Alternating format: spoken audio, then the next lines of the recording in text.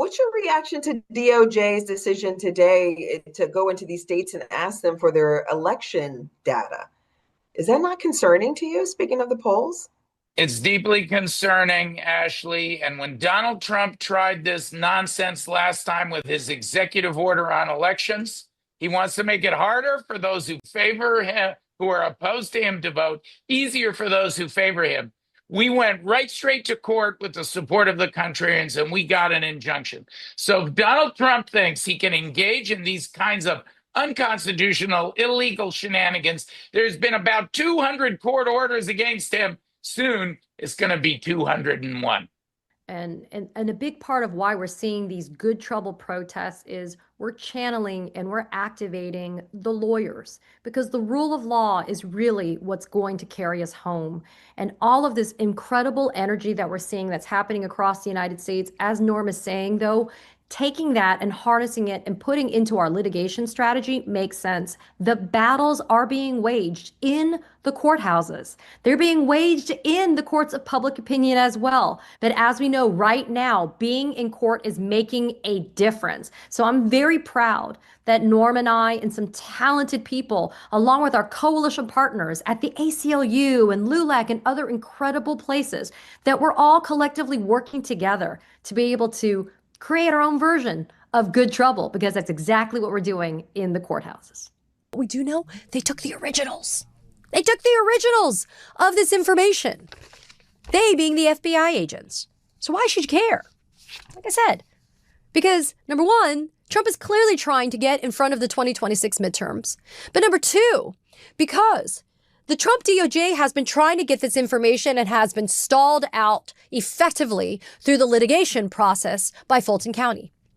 Well, Jen, as you know, I'm counsel in the Fulton County matter, so I cannot comment on or answer those questions. I want people to understand as well that this was not the first time, this is not the first time that this either state election board or Republicans were trying to get their hands on these documents, okay? I'm looking forward to doing a Zoom chat later today with the Georgia state election Democratic electeds who are bravely fighting a directive to seat election deniers despite a requirement of having appropriate qualifications for doing election work in Georgia. They, as in Georgia state Republicans and Republicans, have been trying to get their hands on these documents, specifically in Fulton County. And they tried their way through civil litigation, and they tried their way through a subpoena that resulted in more litigation. And not only did they lose in some of those cases, but they eventually did get a judge who said, okay, you, in some capacity on the state election board, you get to see this information, but we're going to be orderly about it. And we're going to have a process, and we're going to protect the integrity. And it's not going to be like, hey, let's haul out pallets of originals to be able to do it. And now that judge and it's going to cost you. And it's going to cost you. It was going to cost them money. It ain't cheap to do this, right? That's right. And now this judge, he's not happy, because he's like, what in the actual hell is happening here? I actually had this order where I was saying, y'all need to figure this out. The money needs to be paid, and we're going to do it in an orderly fashion so we don't jeopardize a chain of custody issue here. And yet now, look, they just haul this stuff off, and now everybody's like, well, what the hell's happening? Where'd it go? Correct. And it's because President Trump is like some kind of, head of everything. And so it doesn't even matter that there was already a case working through the courts. They didn't want to wait. They didn't want to pay, and they didn't want to be monitored. And so he said, just go in, get them, and we'll take the originals. And that's it. And that's what he did. I mean, just very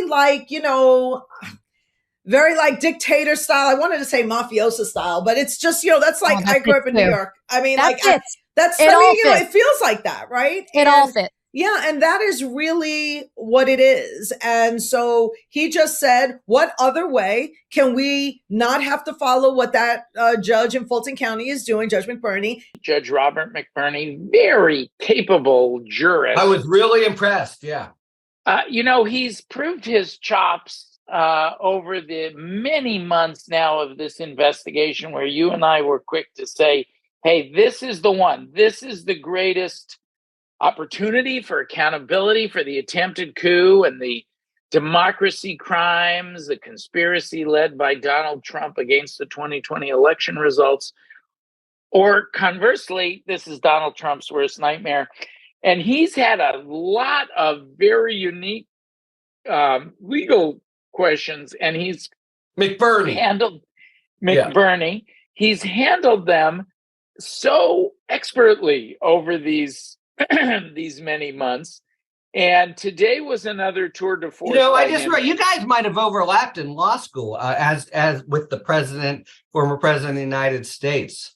I don't know if you've looked. It's around that vintage from Harvard. Is that right? Yeah. Is that right? Well, that was an excellent era, vindicated by McBurney's performance today. He knew more about the law and the facts than anybody. He knew as much, I'll say, about the law and the facts as anybody in the courtroom. Cassidy Hutchinson, whom you probably remember from the January 6th committee, testified today in Fulton County, Georgia. And it strikes me that her testimony could really put the nail in the coffin, the last nail, for Trump. Trump, remember, has said in a recorded audio tape, prosecutors love those recorded audio tapes, that he just needs 11,780 votes, and he's badgering the Secretary of State Raffensperger to get them. And Raffensperger, knowing that he's a liar, took the precaution of taping it. What could you possibly say to that? Maybe, it shouldn't matter legally, but maybe you could say, well, I thought I really won, so I wasn't actually trying to do anything wrong. That's where Hutchinson comes in. She hears him personally and testifies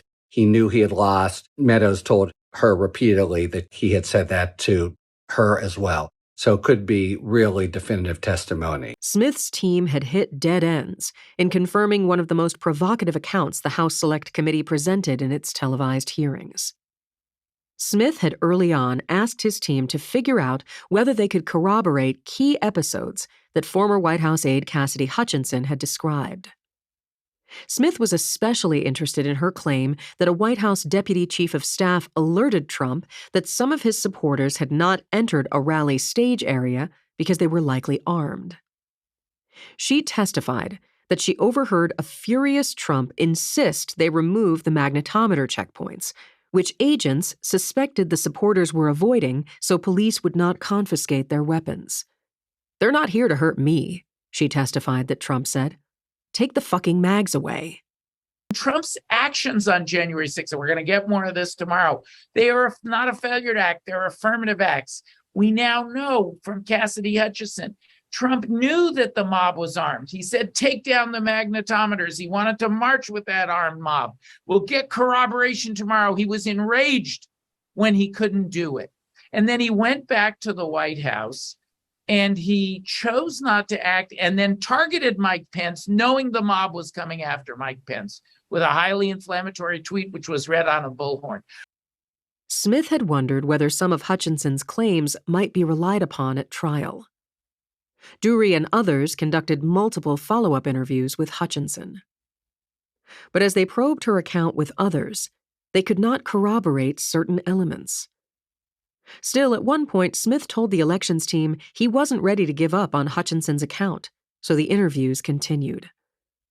Ultimately, however, former Trump administration officials uniformly and fiercely disputed her accounts under oath.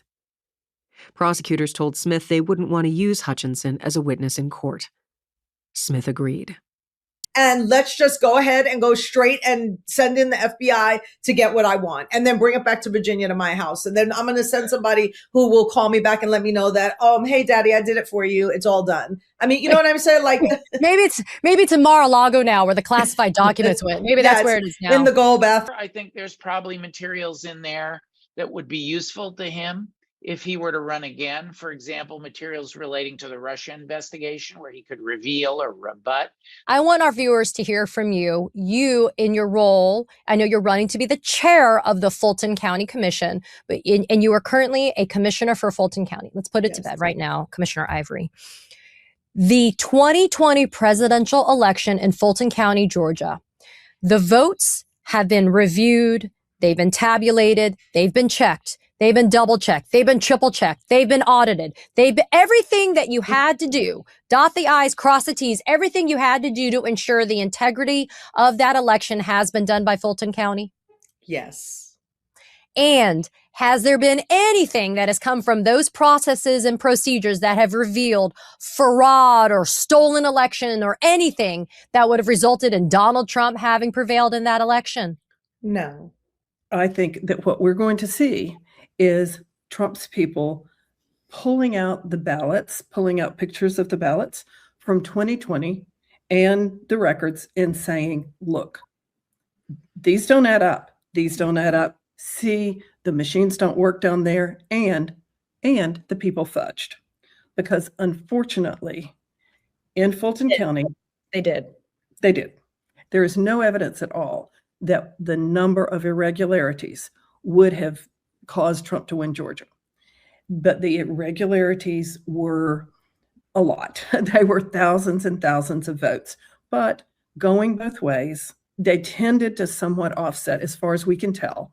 No one will ever really know. Too many records have been destroyed, and there was chain of custody lost, and the recount and the audit turned out not to be of any quality at all. We've got to do better in 2026. We cannot have another election where we are using untrustworthy machines and untrustworthy audit and recount processes. But what Trump's people will do, no doubt, is come to the Senate floor and start showing the information that they now have in their possession at the DOJ. They'll lie about it. They will exaggerate. There's no question about that. But even if they showed the actual facts, unfortunately, it is going to show known errors that were certified of a significant amount. I'm not talking about a few votes here or there, but that the officials actually knew that the audit was bad. But not only that, but then when they got ready to do the recount, that what happened was that either they were coming up short or something, and it's clear that they took ballots and scanned them and counted them 2 and 3 times, not just a little accidental. It's clear that they were choosing certain ballots to put in 2 and 3 times, even included 250 test ballots to make the numbers come out right. I have an idea of what the intent was behind that. But before I get to that, I just want to bring up, I met Marilyn at DEF CON over the summer in Las Vegas at DEF CON Voting Village. And one of the demonstrations in which I reported on the show was how easily it is to hack a Dominion machine. And that's why, as Marilyn just said, a Barack Obama appointee judge confirmed the same thing. These machines are not reliable. But I asked Phil Davis, I said, even with those fudged audits, which we're going to talk a little bit more about that, do you believe that Biden still won the state of Georgia? And this diehard Trumper, but who has legitimate work in the election integrity space, said, yes, I believe Biden won.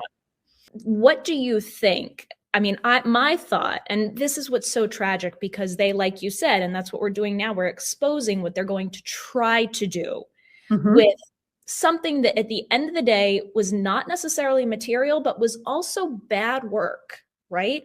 On whoever was conducting the counts and the recounts. And I think, Marilyn, it goes back to the just inadequacy and faultiness of these machines. Am I right about that? That, as well as Secretary Ravensburger, who was actually a Trump supporter, but he had chosen the machines. And he was the one who chose the very inadequate audit and recount method. He did not want these machines to be in any way subject to question. He did not want the errors to show up. Why do you think? He chose the machines. He had the state spend $150 million on these machines. Money, right? All that money, and so he didn't want to take the criticism that there were things wrong. So he created processes and probably put some pressure on some people to don't show the problem. So, Jessica, when we keep hearing, even particularly in this last few days, as people talked about Georgia on TV, it's been counted 3 times. It's been audited. It's been recounted. Technically, that is true. What they are not saying is that the wrong numbers were used in the audit and in the recount.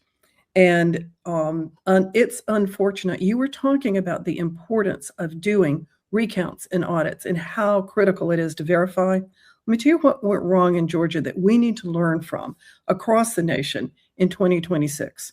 And that is Raffensperger created an audit, I guess I told you, with bogus processes. And then both he and Trump are at fault because in the recount, they ran them back through he gave them, Raffensperger said, just run them back through the machine again. That's not what the law says. The law says it needed to be a hand count done at tables where Trump, Biden, Joe Jorgensen, the Libertarian, and the clerk had a representative at every single counting table, is the way it was supposed to work. So that Trump's own people, Biden's own people, would have been doing the counting. They bypassed that and did this quick count on the machines, which they could fudge.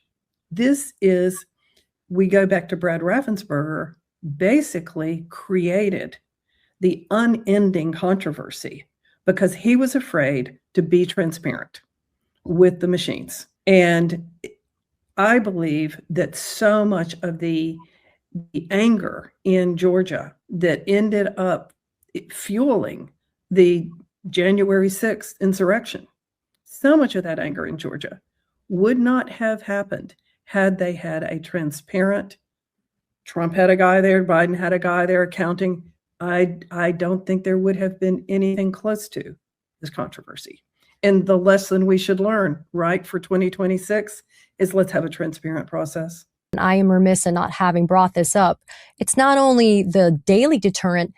Remember what happened to Ruby and Shay, the Georgia election workers? Exactly. I mean, those poor women got death threats, courtesy of Rudy Giuliani's lies and defamation about what happened back in 2020. And what about justice for Shane Moss, Ruby Freeman, the election workers who were so maligned in all of this?